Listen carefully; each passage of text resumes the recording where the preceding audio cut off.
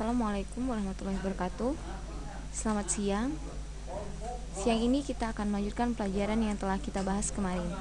Kemarin kita telah membahas modul 1 tentang Hello World dan menghitung luas bangun ruang, yaitu luas trapesium. Siang ini kita akan membahas modul 2. Namun saya tidak memvideokannya karena itu berupa laporan dan telah saya kirim pada Bapak pengajar kami. Saat ini kita akan mengerjakan tugas 2 yang berisi 35 soal. Namun pada kesempatan ini saya tidak akan mengerjakan 35 soal, melainkan hanya 10 soal saja. Untuk mempersingkat waktu dalam pembuatan video ini, karena durasi kita hanya memerlukan 5-15 video saja.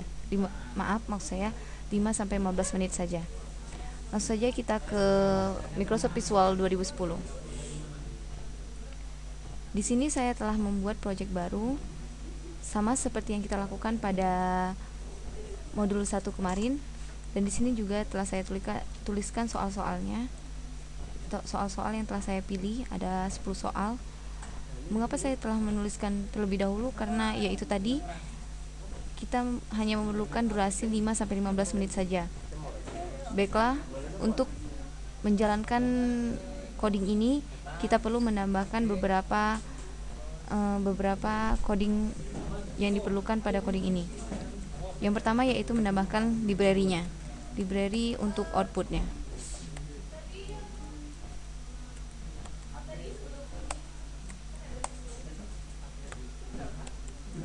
Kemudian library untuk sistem pause.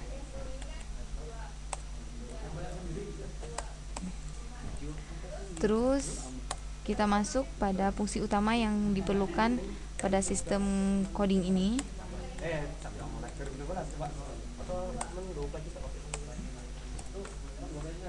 Ini. Kemudian kita memerlukan pendeklarasian agar variabel-variabel ini bisa terbaca. Sesuai dengan soal, I sama dengan 8, J sama dengan 5, J sama dengan 5, dan K. Nilai K inilah yang perlu kita cari hasilnya. Oke, kita langsung ke bawah. Di sini kita tambahkan sistem dari sistem pause-nya yang library-nya telah kita buat. Return null.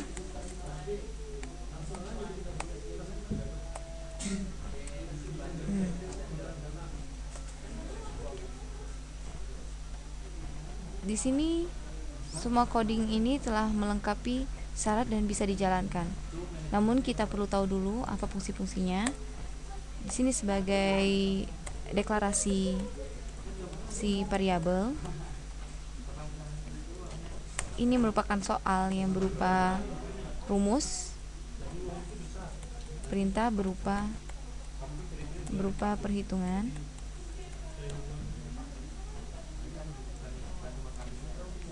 Ini merupakan outputnya.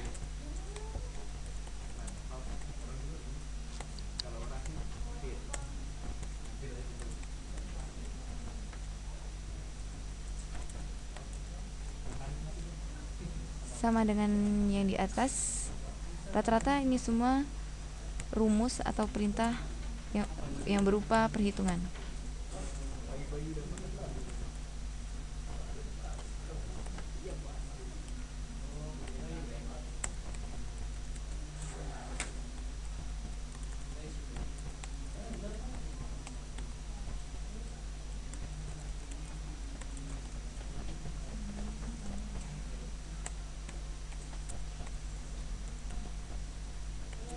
Sama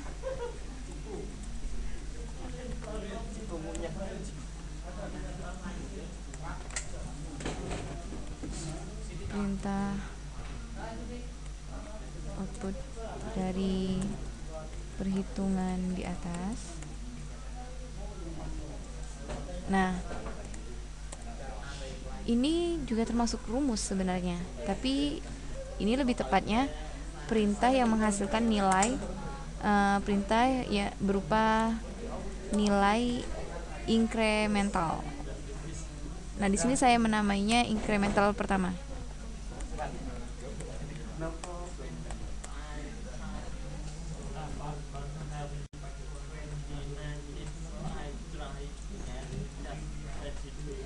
Ini perintah outputnya.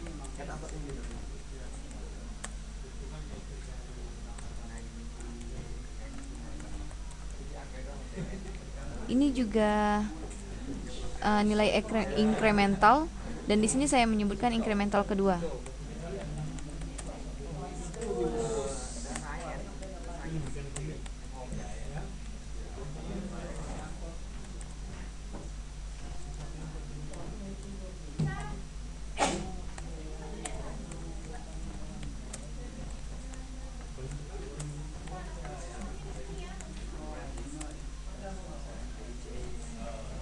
Nah, ini kebalikan dari perintah di atas. Ini merupakan perintah nilai dekremental. Yang penanda incremental atau dekremental yaitu ini.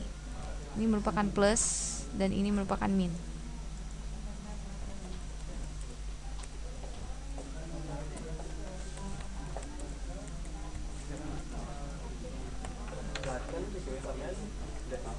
Di sini saya hanya menuliskan dekremental saja. Dekremental sama halnya seperti incremental, ada dua jenis, namun saya hanya menuliskan satu saja.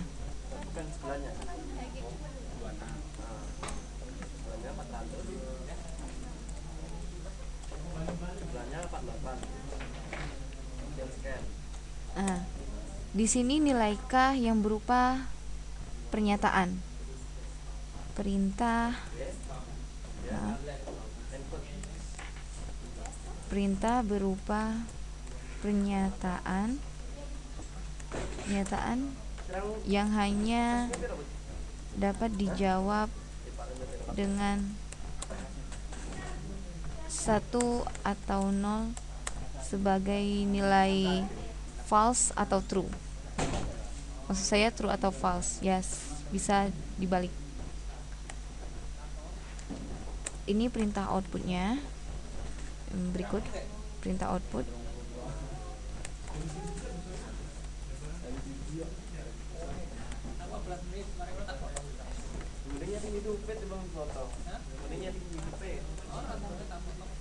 Ini juga merupakan perintah seperti yang di atas, perintah berupa pernyataan.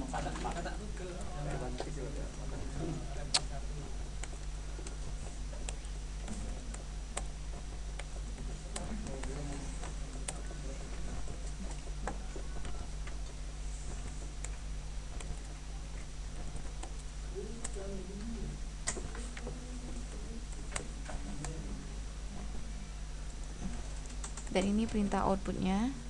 Berikut perintahnya.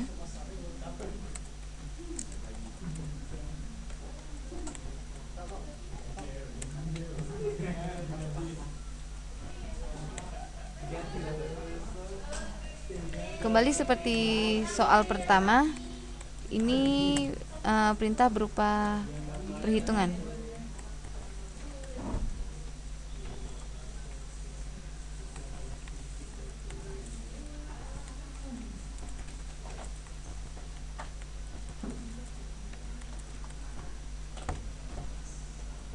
Ini juga perintah perhitungan.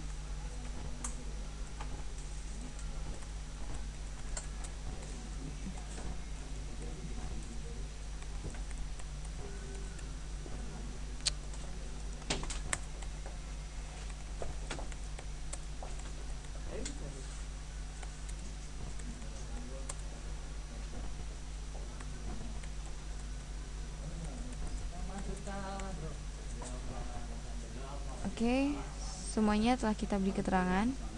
Di sini saya akan menerangkan lagi bahwa ini sebagai rumus-rumusnya, yang pada baris-baris pertama sebelum sistem output ini merupakan rumus. Dan di sini mengapa saya menuliskan %D bukan %F seperti sebelumnya yang kita bahas pada modul pertama? Karena di sini saya menggunakan integer.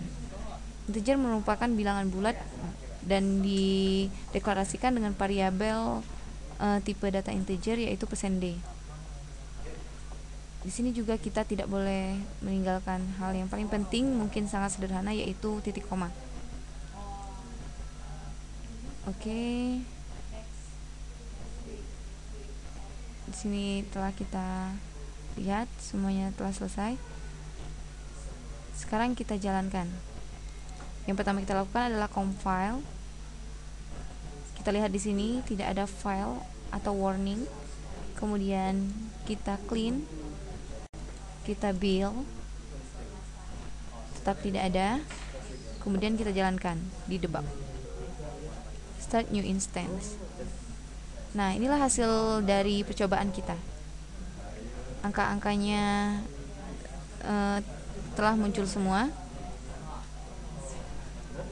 Seperti yang telah kita pelajari, rumus-rumus di sini tergantung dengan kurung yang telah kita buat. Dari sanalah sistem C memprioritaskan yang mana yang harus didahulukan dalam perhitungan.